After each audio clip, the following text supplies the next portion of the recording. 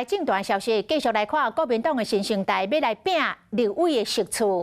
台北市的前议员罗志强是来到台北车头发便当给家友，特别邀请到前总统马英九来甲造势。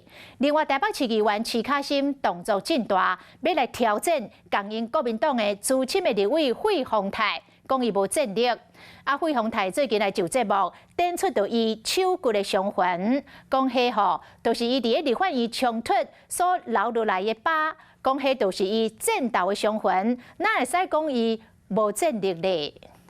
还有人说我没有战力，我秀一下我的手腕给大家看。哦，好。 我的手腕这边看到有开刀啊！那一天我知道。枪比起来，互大家看，家己2年前伫立法院和民进党起冲突所留落来伤痕，要证明家己替国民党的冲锋战力。税制的改革或者税务行政，但我敢吹牛。 那么多年的立委，没有人超过我。对家己伫咧立法院成果真有信心，面对党内话世代交替，费鸿泰敢若想要用行动证明。挑战费鸿泰立委席出台北市议员徐卡心动作嘛真多。这个后面有就是包括我所收到的那个检察官的那个译文啊。 来北检各单中间涉嫌贪腐，甚至写公开批讲真为主，当年嘛挑战过费鸿泰，徐卡心用行动证明战力，各管20万互松山信义区的党部。另外一边。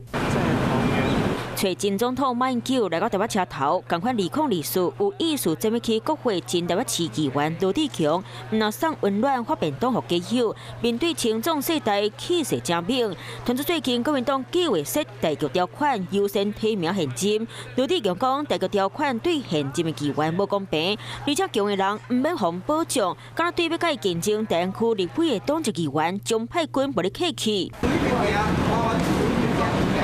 2控2事选择拿总统，立委嘛吼拿赢党内人拢伫咧小结。大家好，我是林依文。想要掌握多元的新闻资讯，当然也包括体坛动态，就要锁定华视新闻频道，还有订阅华视的 YouTube 频道，按赞、订阅、开启小铃铛。